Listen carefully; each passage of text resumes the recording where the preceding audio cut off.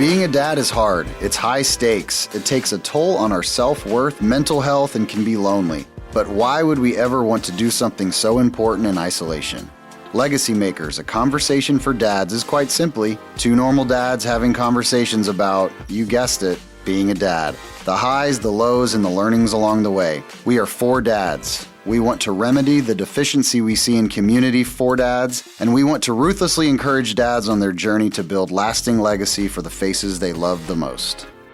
All right, we have a special treat today for our Legacy Makers listeners. Kevin and I often talk about the importance of surrounding yourself with people that stretch you, that you can look up to, that you can learn from. Today, we're really, really excited for you all to hear a conversation that we had with Larry Hagner. Larry is the founder of the Dad Edge, an organization dedicated to equipping men with the tools and community they need to thrive as husbands, fathers, and leaders. He's the host of the globally recognized The Dad Edge podcast, which has surpassed 40 million downloads. With over 1,000 interviews to date, Larry has welcomed an impressive range of guests, including Matthew McConaughey, John Bernthal, Kirk Cameron, Mike Rowe, Chris Daughtry, Sean Patrick Flannery, Greg Olson, Bear Reinhardt, Nikki Sixx, and many more. He's also the best-selling author of The Dad Edge and The Spirit of Fatherhood, which released in 2024. His new book, The Pursuit of Legendary Fatherhood, which was released mid-September in 2025. We're going to go through that and have a great conversation about that book. Larry's also the author of two children's books, Screen Time, The Good, the Bad, and the Ugly, and Daddy Will Always Love You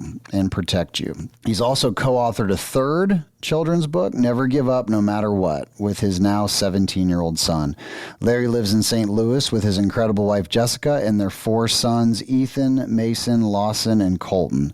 So y'all dig in, get ready for a wonderful conversation with Larry Hagner. I've followed Larry for a long time. This guy is, he's not going to let, may not like us. I think he's like the guy. He is the dad voice. When I was searching for dad stuff and inspiration, his stuff popped right up. Incredible guest. He's been doing this a very long time, as you heard in his intro. But Larry, we can't thank you enough for spending some time with us, man. And would love for to start. Just give everybody a little introduction of who you are, kind of your family, and we'll get into some questions. Oh man. So, I am the knucklehead, imperfect moron father of four boys.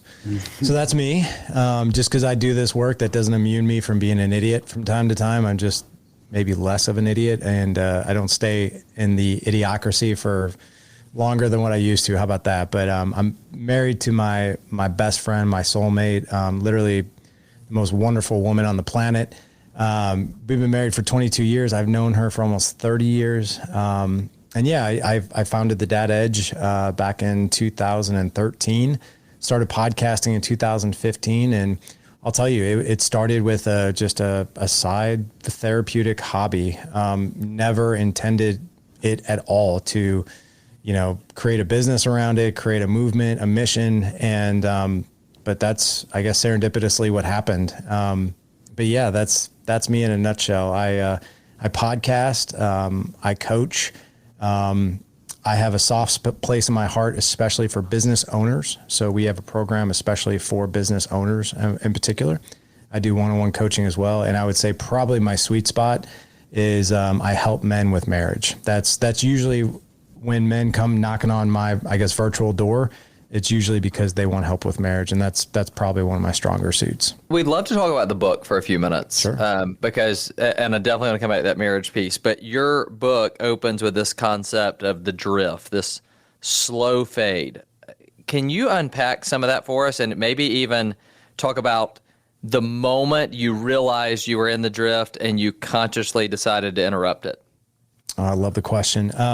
I first got introduced to this concept of the drift from Gary John Bishop. I don't know if you guys know who that is. He's a New York Times bestselling author. He wrote the book. I don't know if you guys allow cursing on your show, but it's the title of his book. It's Un-F Yourself. That was his first book.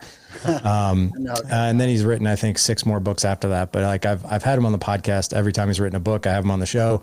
And he used to post, we've gotten to be pretty good friends over the years, and he used to post Interrupt the Drift. And this goes back to 2018. And I remember texting him. I kept seeing it over and over again. And I texted him one day. I'm like, Gary, what is the drift? And he told me what it was. So I think it'd probably be best for me to describe what the drift is how I describe it in the book and how it relates to us as dads, husbands, and men.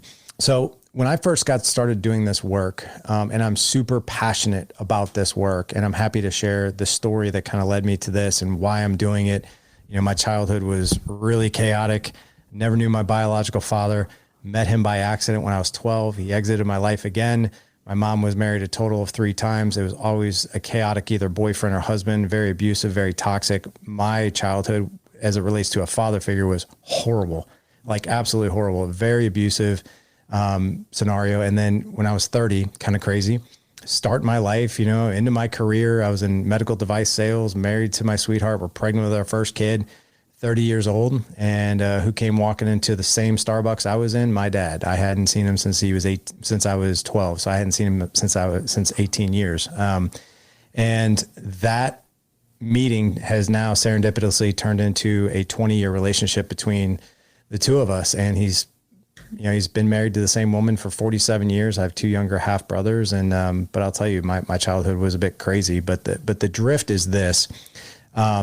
The drift, I was in it, but when I first got started, I think it'd probably be better if I just kind of share what my avatar is. So when I first got to start doing this work, I hired a mentor, and I was like, I don't know what I'm doing with podcasting. I don't know what I'm doing with, coaching. I just want someone to kind of show me the ropes. And this mentor of mine, he was about 15 years ahead of me, and he was like, you need to have an avatar. And I was like, what does that even mean? He's like, well, you need to create, somebody with the same pain points or very similar pain points, what their life looks like day in, day out, what they're feeling, what they're thinking, what everything looks like.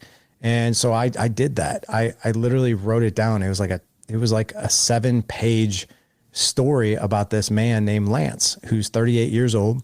He's been married for 10 years to a woman named Kate. They got 3 kids under 10. They have a 9-year-old, a 7-year-old, and a 5-year-old. And Lance is in the drift, and this is what the drift really feels like. So before Lance got married to Kate, graduated college, landed a good job, married Kate, everything was like euphoric, right? Everything was good. And then they started having kids. And then Lance started to find himself in a spot that he didn't really predict, and he didn't really suspect would even happen. And fast forward to his life now, 3 kids, he drives to a job every day that to some degree he really doesn't like. He's unfulfilled. 82% of men go to a job every single day that we don't like to some degree. Only 18% of men actually love what they do. Mm-hmm. So he feels like what he does for a living is rather soul sucking, right? It's not his sweet spot. He doesn't love it. He kind of feels like he's selling his soul. He makes a decent enough money to make ends meet, but it's not really what he wants to do. So he feels tired, exhausted, overwhelmed, unfulfilled. And then he comes home. He comes home to a wife that he gets along with, but they're more or less roommates now. They're more or less parents. They're not really married anymore. They're not really having sex that often. All their conversations revolve around the kids, the activities, the chores, the roles, the bills, the to-dos, the operations. And he desperately wants that connection with Kate back, but he just can't seem to get it.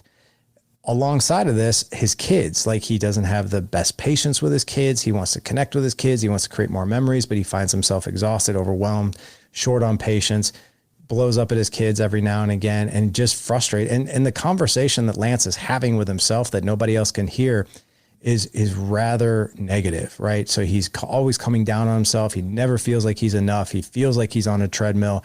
He wants this marriage to work out well. He wants to be there for his kids. He wants to do work that makes him come alive, even physically, mentally, and emotionally. He's not nearly as fit as he used to be. So physically, he's probably put on some weight. Mentally, emotionally, he just feels exhausted. And here's the most sinister thing about the drift. It's the people that we surround ourselves with.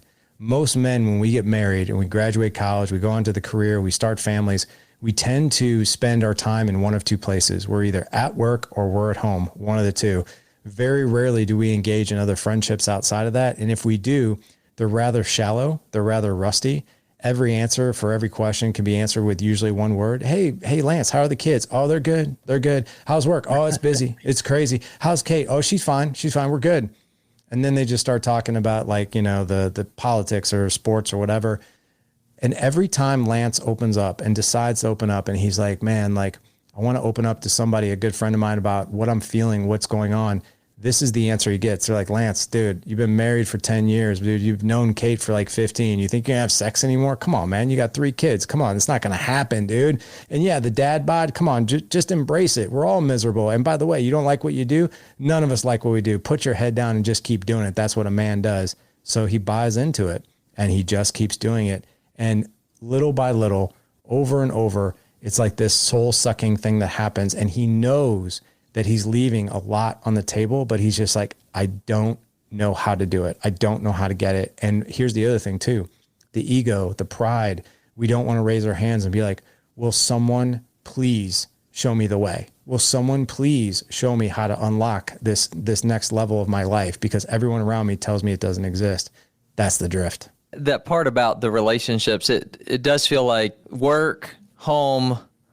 And I mean, I have the words that you said, Larry, I've heard people say over and over this idea of like this is how it is. Yeah, we talk a lot about like just this deficiency in encouragement for dads these days. And I think you hit on exactly that, because they don't know where to go to get it, because they haven't created the relational depth where they need to get. Like the proximity to other guys is close, like physically, but there's no like relational depth. And you get to a moment where you do hit rock bottom, you truly feel like you've drowned. There's nowhere to go. Yeah. It reminds me of like that Hemingway Old Man in the Sea moment where he's talking to his friends, like, how'd you get bankrupt? He's like, gradually, then suddenly. Like, it's this gradual drift, to your point, and all of a sudden it feels very sudden, but it has been probably years of this drift that has occurred. Listen, I like how you said movement. Like, you really have created a movement. You've created this community. You've been leaning into dads. I love your passion for dads and trying to help them live legendary. Like, when you think about a legendary dad, what does that actually look like? I know it's probably different for everybody, but like, give us your thoughts on what a legendary dad is. I think a legendary dad, you first have to become a legendary man. And what I think that really looks like, if you look at the areas of our life, right? We have our marriage. We're a parent, right? We also have our finances, which is like our business or whatever that looks like for us, right? It's financially speaking, like, men take a lot of pride in providing, and not just in providing, but how we provide. So there's that. Then there's our vitality, right? There's the things that we put in our mouth, whether they're, it's liquid or food, that's going to absolutely impact our physicality, our energy, and our mentality.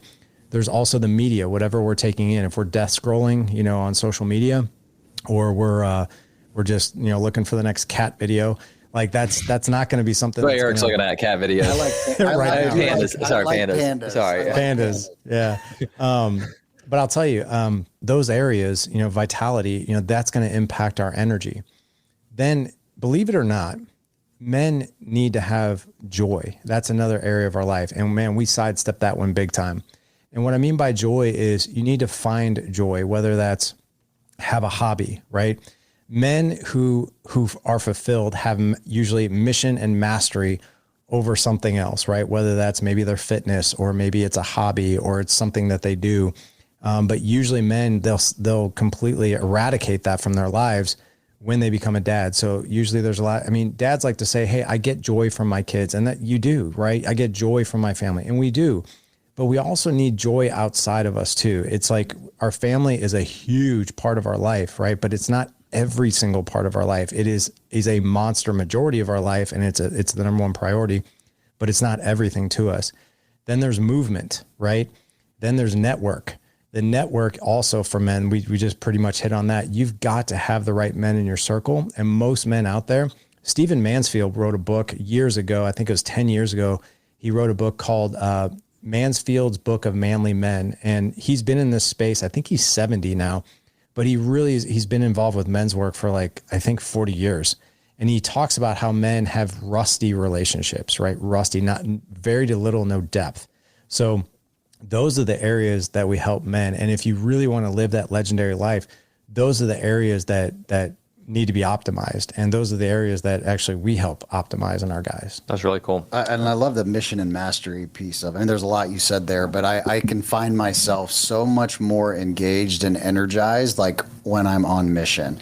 And oftentimes, like people from the outside will say, like, where do you have, I don't feel overwhelmed. Like, but people on the outside might say, well, how do you coach your kids? It's like when I'm on mission, like my capacity seems to grow with that, which is a very interesting dynamic. I want to ask about something that Larry wrote in his book, and I want to ask it in relationship to one of the things we've talked about a lot on the podcast. So you write, Larry, that kids spell love Time. Yeah. And I think we totally agree with that. But Eric in particular doesn't love the what I guess you'd call it dad shaming, or a lot of the content for dads is all about 18 summers and this much time, and it's like the hour, and it feels like in some ways it's guilting dads into saying, hey, every time you're on a work trip, every time you're missing out on this. So how do you talk about that and helping thinking about dads mastering like having a great quality of time and the quantity of time with their kids? Sure. For 18 years, I was in medical device sales. And for the last 10 years I was in my career, I was traveling every single week.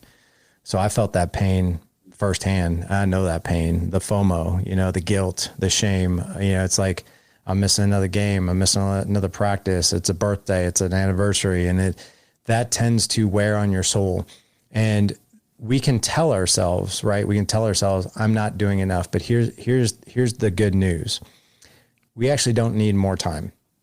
What we do need is the time that we have to be really, really effective with it, right? Really effective with it. So I'll give you an example. My stepdad, even though he struggled with alcoholism big time, I had him in my life from the time I was 4 till the time I was 10. He struggled horrifically with alcoholism. He was a pretty abusive guy. When he was sober, he was a pretty nice guy, but he traveled Monday through Thursday, Monday through Friday, almost every single week. But on the weekends, I mean, I can honestly say I do remember times that he would spend time with me. He would play catch with me. He would take me to a baseball game. He would, he always came to the games that he could and that kind of thing. And as a kid, I never held it against him that he had to travel or that he wasn't there. Right. I mean, because that was his work. So it was just like, well, that's just what dad does. So that's the good news. I think a lot of kids understand like, well, dad works and he travels for work. However, when you are home, you actually don't need more time, but what you do need to do is make your time super effective. Right. So one-on-one time with your kids is really, really big. The nighttime when they go to bed, man, that's a magical time. I mean, it only takes like 5 to 10 minutes, but you can have a great conversation with any kid, any age at the end of the day. I just came out with a brand new free resource. It's called Questions for the Car. Normally what we're doing is we're listening to the radio or listening to music or Pandora or something, right? But I created this free resource, literally just launched it. And it has 25 questions for every age range. So like if you have a kid from 5 to 8, there's 25 conversation starters in there to have some fun with and to really get, entrenched with conversation with your kid. Same thing for kids 9 to 12 and same things for those pesky teenagers that are hard to talk to. I've got 25 questions for them too. But it's a great way to spark a conversation, to spark a connection, and it'll get you so much more meat on the bone than, hey, how was school? And do you have any homework? How was the test? Things like that to really get to know your kid. Because the final thing I'll say is this: if you're short on time, make conversations effective, make them really, really effective. And that's how kids really spell love. It's not necessarily Time. It's that connection, right? It's what you do with that time. So good. I tell the story of a buddy of mine that had similar, his daughter's much older and was asking her some of her favorite childhood memories. And he was expecting the trip to Disney or this summer, and what she said was, in sixth grade, you weren't traveling as much, and you took me to and from volleyball practice every single week, and those car rides were so much fun. We listened to music, we were joking. He was just like, he didn't even remember one of them, but that was the moment. It was the time. The time is there, but to your point, are you intentional and present and ready for what they need in that moment. So it's beautiful.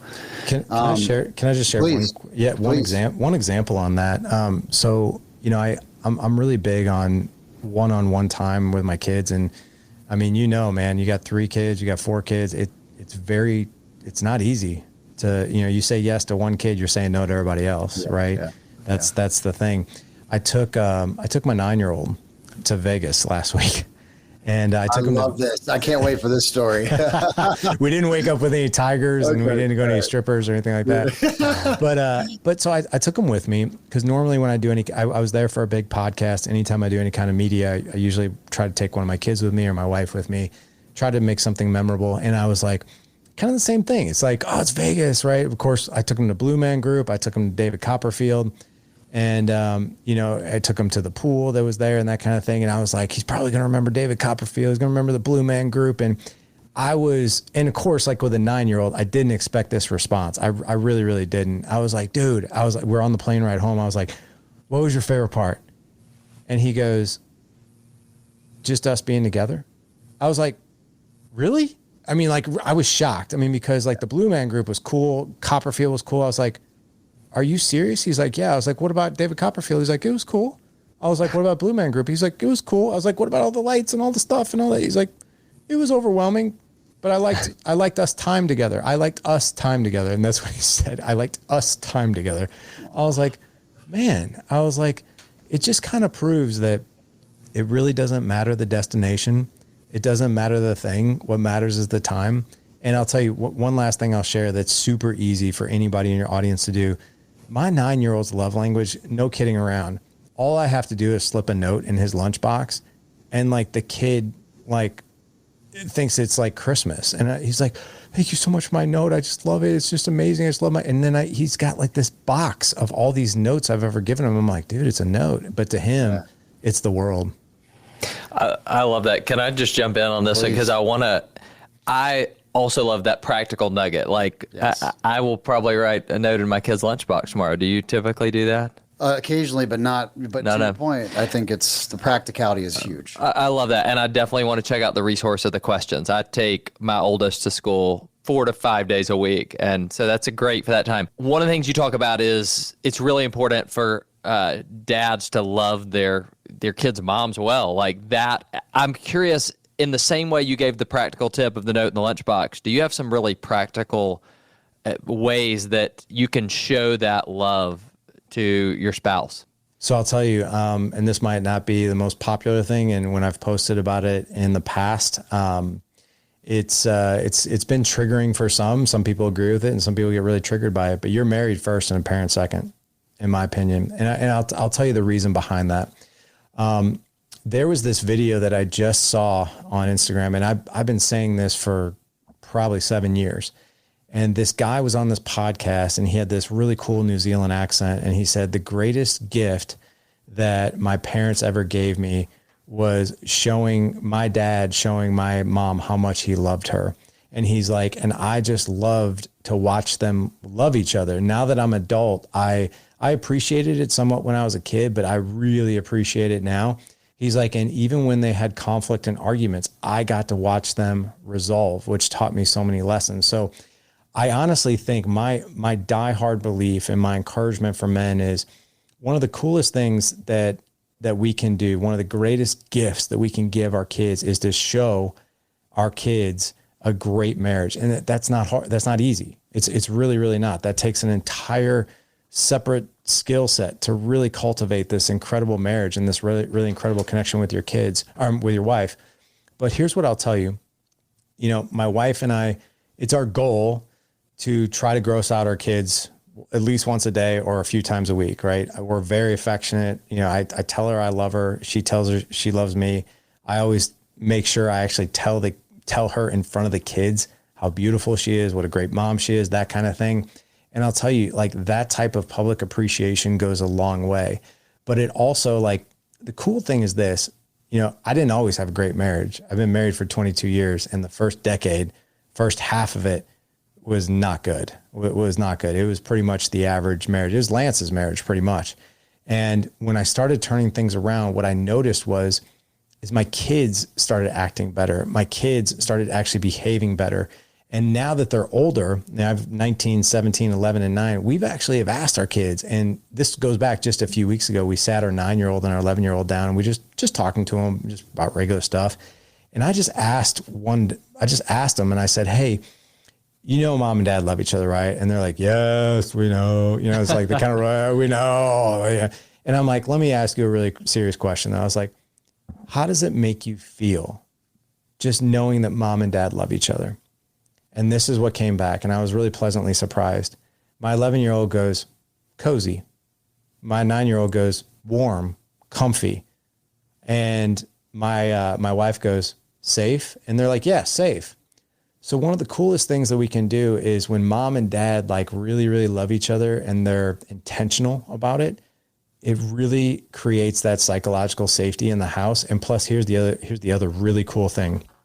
You're going to raise, I honestly believe, more emotionally intelligent kids because they're watching, your marriage, they're watching the communication, they're watching you talk about your feelings, they're watching you talk about your hardships, with your wife.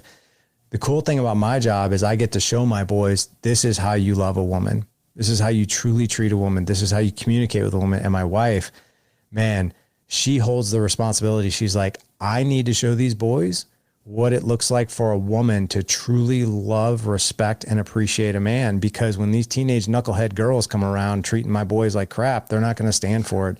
And I will tell you, I've been pleasantly surprised at my older boys and who they've decided to date and who they pass up on. They're like, yeah, not for me. Too much drama. She's a weirdo. Yeah, she's beautiful, but she's going to be a pain. Like, she's not my person. And like, I just love the fact that my boys actually look for quality women to date. My boys are 12 and 9, and then I've got twin girls that are 5. And our 12-year-old, we had a similar situation last week, and he was like, same thing, like this girl. It's like one of the most popular girls, and he came home. He's like, it's just too much, Mom. Like, and we're just so proud of him. We're like, I'm putting myself in his shoes. I'm like, I think this is like the most popular, like head cheerleader, all the things. And Cam's just like, nah, it's not for me. So I don't typically like being in echo chambers, but I'll tell you, an echo chamber I am very proud to be in with you other gentlemen is the relationship with our wives is the most important thing. Like, we are fully locked in. I agree that sometimes people get triggered by that. And I don't, it's fine, but like it truly is. And the other thing about relationships that are important is you can tell your kids a lot about the importance of them, but they're going to watch. They're going to watch how I interact when my guys come over to watch a football game. They're going to watch how I treat their mom, how I speak to her, how I speak about her in front of others. And that's all caught. Like, you can tell them all you want. And so to your point, the intentionality behind doing it in front of them. It's good. It's vital. So I love that. That is very convicting to me. So we talk a little bit about like, we feel like dads have to strive. Like, back to your point about being, mission and mastery. We think it's important for dads to be striving to something, but there's that tension of guilt. Like, when you have your conversations with your clients or other dads, how do you talk to them about like the importance of being on purpose, but also not neglecting like the moments at home? Because I think that's the big tension we always talk about. Our guys that come to us are like, I have this tension, man. I want to be this thing. I want to get to this level, but I want to be great at home. And like, is it really an either or thing? Like, what's your experience with that, Larry? It is not an either or thing, but it's really, it's not easy to get to where you're talking about. I think what you're talking about is, can I have it all? Right. Yeah. And here's what I'll say, I think that this is the good news. Most men strive for balance, right? They're like, I just want to balance. And I just was on a podcast yesterday talking about the book, and the host was so enlightening. He's like, if you really think about balance, think of like the balanced things, right? I can't remember what those things are called. Like a teeter-totter, right? The teeter-totter, right? So think about that for a second. Balance really never is this, right? Which, if you're looking at my hands, it's like a teeter-totter where it's balanced. It's never like that. It's always going to go, it's always going to move. Always, always, always, right? So the thing is are you going to move in the direction where the life needs it, right? Where it's needed? So like, for instance, there are times in my bit, like right now, I'm in book launch mode. I have been for 7 weeks, and I've been on tons of podcasts. I've been traveling a ton. So my balance has been geared a little bit more towards, the quantity, more towards the business lately. Right. And it hasn't been, so it's a little like this right now. However, when you are home, this is where we kind of get more to being more effective, right? With the time that we have, it's putting that phone down. Like, I think if you're an entrepreneur, especially a digital entrepreneur, like, you could work 27 hours out of the day and never be done, right? I mean, like, I think a lot of entrepreneurs be like, I would love to have a 36-hour day, and we still wouldn't have it all done. But I think it's the discipline to put the phone down, to go play with the kids, to be with mom, to have these areas of your life where you're all in, right? So like, I'm all in. When I'm on a podcast, I'm all in, right? When I'm at home, I'm all in. Now, I'm also a human being, so I can't say that I'm perfect all the time. Like, sometimes I suck at it, just being real. But then I have these great people in my life. They're like, hey, you should probably put the phone down, things like that. I'll be like, yeah, you're right. So things like that. But I think really it's integration and knowing that. That's a good word. Yeah, it's integration. It's never, the scales are probably never going to be even. And I think if that's what you're shooting for, that's good. That's going to be a treadmill that you're never going to get off of. Yeah. I love that, because one of the things we've talked about is like, obviously the weight is going to dictate what drops. And typically for us, the heaviest thing is going to be how we make our money, our livelihood. And if that's your vision, this balance thing, you are setting, you're playing a losing game. So I love the integration piece. And how did you make it all harmoniously come together? Let me tell you my least favorite part about this podcast. You ready for this, Larry? Is when my wife listens and then reminds me of something that I said on the podcast that I may not be doing as well as I should be. And so Eric and I kind of talked about this, like, what do you do? You're the expert. What happens when the expert feels lost? Like, what are now, like, you talk about the first 10 years, now you're the dad guy. You're the guy that's talking about being a great husband. You're talking about mission and mastery. Are there times where you feel like you're losing course? And when you do that, how do you get back on track? That's a regular thing. Yeah. I'm not even kidding. I always have to course correct. And I think that, I think if men imagine themselves, think of an airplane on its way from San Diego to Hawaii, right? I don't remember what it is, but it's like the thousands of times that plane has to get back on track, because it just, a few millimeters off track, it's going to end up, a few hundred miles off of the island. But so that autopilot or that pilot is always course correcting, always, right? And that's the same thing with our life. That's why I say, like, I'm the first idiot on this microphone. I'm actually client number one. And that's kind of the way I view this thing. Like, the reason I do the podcast is because, to be completely honest with you, if I didn't do this, I would not be able to course correct. Because I always need this in my life to course correct. Now, here's what I'll tell you. Humility plays a huge part in this. Like, so for instance, I mean, I'm not immune to blowing up at my kids from time to time. I'm not immune to saying things that I didn't mean. I'm not immune to, not being present and being in my phone. I'm definitely not immune to, like, not fulfilling my wife's needs. I mean, there are things that I do on a daily basis, if not weekly. So I constantly have to course correct. But I think it's always owning it, right? Always owning it and always being humble about it. The times where I've screwed up, and I'll tell you, my wife will tell you this, my kids will tell you this, like, I come down probably harder on myself than anybody else could. Probably, I'll be very honest. Sometimes the way I speak to myself is exactly the way we were talking about. Like, I probably wouldn't speak to my worst enemy the way that the conversation kind of rolls between my 2 ears sometimes. But I also have to remember, like, yeah, I run the Dad Edge podcast. Yes, I've written books on this, but yes, I'm still an idiot, from time to time. And sometimes it's more times than not. But it's always going back to the people and saying, no excuses. I shouldn't have done that. I shouldn't have said that to you. Yes, you did this thing, but the way I reacted was terrible. Or, like, what, you were talking to me and I was totally distracted, and that's not fair to you. And I'm really, really sorry about that. What were you saying? but it's always owning it, you know. And here's the really cool benefit that I've found by doing this over the years. And this is just sort of, I think, a result of doing that. And my wife's like that too. I've been very pleasantly surprised. It hasn't happened all the time, but I would say the majority of the time when my kids have done wrongdoing or they're not living up to their standards and we call them out, very rarely is there like, oh, it was this, or it was that, or it was that, or they don't blame. Like even my 19, 17-year-old will be like, yeah, no excuses. I shouldn't have done that. That won't happen again. So it's like, man, like it's pretty cool to see kids own stuff, but I think it kind of starts with us. But man, eating that humble pie sometimes is difficult, but I think that's the easiest way to recover. I think it's so good. The humility piece is so big because, Kevin and I've talked like great dads on our end, but I don't remember my dad ever saying he was sorry.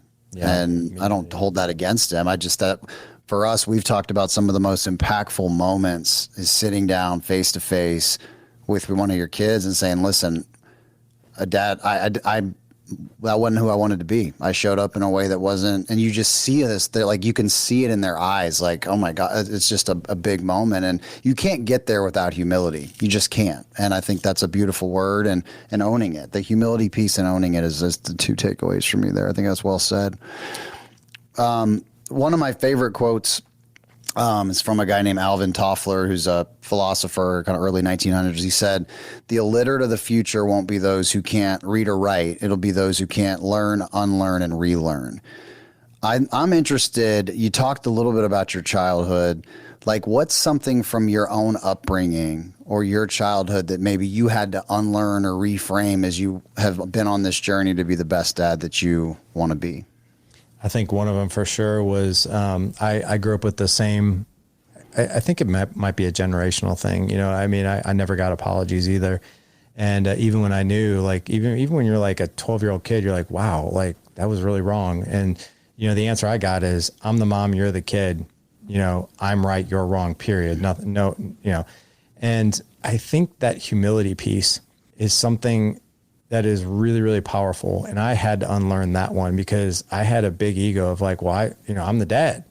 So like, I don't apologize. Like you do what I tell you to do, period. And then I had to really learn that's not the case. The other thing is this, I have found, and I wish I would have learned this skill when my older boys were younger, but I always thought me talking more by teaching them lessons was effective. And that is great for about 7 seconds of their attention span, and then they're gone. So here's the crazy thing. When my kids do something wrong, I'm not a huge fan of lecturing them. I'm a huge fan of asking them questions, and questions around curiosity. So like if my son does something, so like for instance, if my son comes home and he's looking disheveled and he's upset and I'm like, hey, everything okay? And he's like, I got a D on the test, Dad. And there might be a part of me that might be like, I knew you weren't studying. Like I wouldn't say this out loud, but I'm like, I knew you weren't studying. You're on your phone, hanging out with your girlfriend, watching freaking YouTube, man. I knew you weren't doing it. Like I knew it. Like you don't do and you just want to blow up. But instead I'm like, oh man, dude, that probably took a little bit of courage to tell me that. And like, yeah, I'd be like, well, dude, hey, props to you for telling me that. So let me ask you something. If you had to do this test all over again, get prepared for it, would you do anything different? And they'll be like, yeah, I would probably have studied, Monday and Tuesday. I probably would have reviewed it, early in the morning, beforehand. I really didn't study as hard as I should have. Maybe I would have gotten with a group or something like that. This is not the easiest subject for me. Be like, well, it sounds like there were some lessons learned. So when is your next test?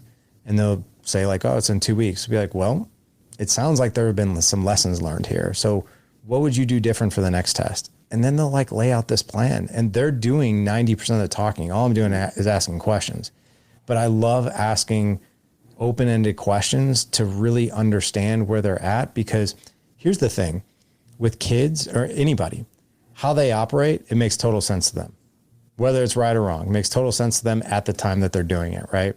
And then they have a consequence or they have an outcome. And then that's when I think you can really talk to them, help them recalibrate. And here's the cool thing. Yes, sometimes there's consequences, right? But I'm a bigger fan of natural consequences. because, yes, a D is not great, but this is like my oldest son who wants to be a firefighter, and he wants to go on to paramedic school and stuff like that. And I'll ask him, be like, hey, if you got a D+ in science, that's science based, you're going into that, how do you think that that's going to hinder you going into, paramedics and firefighting? So you put it back in their world versus like focusing on the D and the outcome versus like, hey, I know you really, really want this, right? And this probably isn't the path to get it. So how can we recalibrate and help you do things? So it's a matter of asking them questions versus lecturing. And I found that to be so effective. Yeah, thank you for that's something I'm working on, is the art of questions with the kids. Yeah. Because when you say, I love what you said about Laura listening. Like, I'm gonna have Brittany listen to this whole thing with the exception of what he said about the lecturing and yeah. So that's my thing. Like, sometimes to your point, like, and I feel myself. I'm like, dude, he's 9. Like, he's stopped listening to you. But like, I think it's a great. I'm convicted about the questions and getting them to speak, because when I've done that right the few times, it is so much better for them to get to work through it. Eric has been really a driving force. It's been inspiring for me to watch what he's done at his church in this area. Larry, we love watching what you're doing. Like, we think that the landscape of fatherhood and the intentionality of fatherhood has shifted over the last several years. Let's just zoom out for a minute at that macro level. I'm curious, what do you see as the future of this, and maybe even what do you hope intentional fatherhood looks like over the next 5-10 years? Do you guys know who Meg Meeker is? I do not.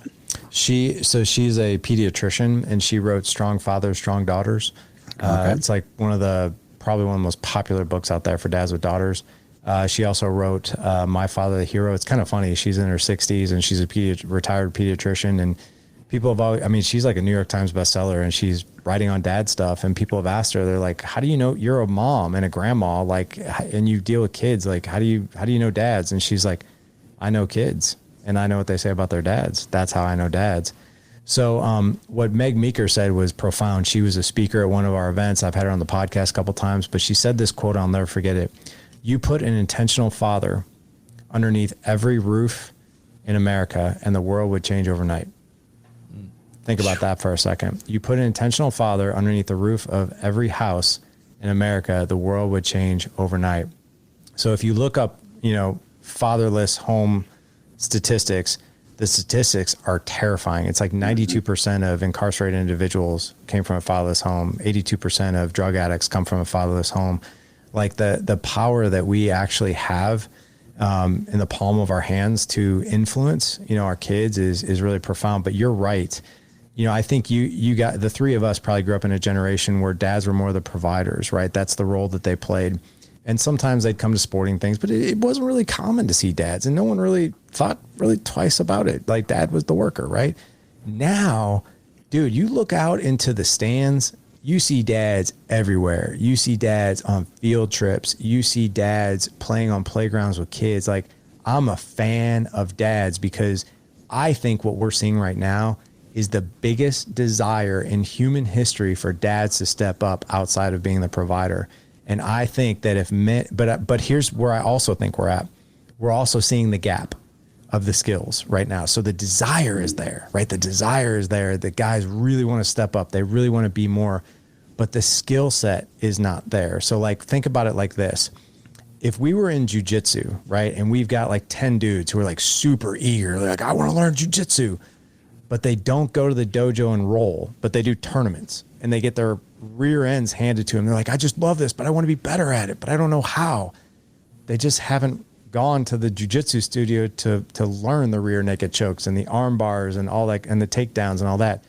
Go roll with a community that is teaching this, like ours, right? I mean, I know this sounds self-serving, but the skill set is there. So the desire is there, which is super cool. The desire 30, 40, 50 years ago, I don't think was there as it is now. So the desire is there. So what we want to do is we want to have more and more men come to our table and be like, let us teach you, right? Let's teach you, implement it, execute, and do it. That desire matches that skill set. And then I think that's when I think we see the world get overhauled. So good. That's so good. All right, here's what the last question. So we talk a lot about this like wedding toast moment. Okay. So you fast forward out, you're at one of your boys' weddings. Your son's sitting there and he's giving a toast, and there's a moment where he acknowledges his dad and the importance of his dad. What are some of the things you want to hear? Oh my gosh, you're gonna make me cry. I've never been asked this question before. I've never even thought about it. Can I answer that maybe a different way? Absolutely. It sounds kind of crazy. I don't think I'd really want the spotlight on me. I don't think I'd want that type of recognition on a day that would be for my son. I think the thing that would make me most proud, I know this sounds kind of crazy, but if he turned to his wife and spoke from his heart about how much he cares for her, how much he loves her, the things that he's going to do for her, how he's going to be a dad for their children. I would even love the fact if he recognized his mom, like my wife, and all the great things that he did. I think him shining the spotlight on other people and those people that are most important, namely his wife, to be honest with you, I think that would make me most proud, because I think that's his life now, right? It's no longer, yes, I'm a part of his life, but that's now going to be his life. And I would love to see that type of toast. I think that honestly would make me most proud. Well, we've never heard it answered that way, and you're going to make me cry too. So, so powerful, man. Well, I just want to again thank you for all of our listeners. If you're not familiar with Larry, the Dad Edge is amazing. Like I said, I've been following it for a long time, and you provided a ton of inspiration and clarity for me. What I will tell you, Larry, and just continue to be encouraged, man, because you're making a difference. And honestly, as much of the difference you're making for other guys, the ripples of the impact that they're going to have on their families is huge. And so I'm thankful. And honestly, one of the coolest things I heard is your 9-year-old talking about his Vegas trip, about being with his dad, because sometimes it's hard for us as dads to really know how we're doing. There's not like, okay, I bench pressed 240 today, so I feel like I'm getting stronger. There's not that like feedback mechanism that's oftentimes quick. But when you have those moments that surprise you where your 9-year-old's like, hey man, it's just great to be with you. Like, that's awesome. And it's encouraging to hear. So I'm just thankful. We're going to get the book. We're going to make sure our listeners get the book. I just encourage the dads that are listening in our community to check out the Dad Edge, get the book. And Larry, I hope you stay encouraged. Keep doing what you're doing. We appreciate it. Well, thank you so much. Would you guys mind if I maybe gave a couple links for guys to go check it out? Please. Absolutely. Yeah, so if they want totally free, they want the questions for the car, for ages 5 to 8, 9 to 12, and those teenagers, 25 questions in each age range. They can go to thedadedge.com/kid questions, all one word. If you guys want to order the book on Amazon, it's now launched. You can do that. If you want a signed copy and you want free access to 2 courses that I created, you can go to thedadedge.com/legendary book. If you buy the book for $28, I'll sign it. I'll send it to you, but you also get free access to 2 courses I created. One is called Creating More Patience. I developed that course about 4 or 5 years ago. It's a 45-minute course, and it teaches men 6 skills on how to be more patient with external factors like their kids and everything going on, and also internally. And then also a course called Creating Extraordinary Marriage, where I teach 11 skills on how to reconnect with their wives, build more intimacy and better communication. Love it. We'll add those links. Yeah, absolutely. Thanks again, Larry. Wish you the best, man. Thank you. I appreciate it.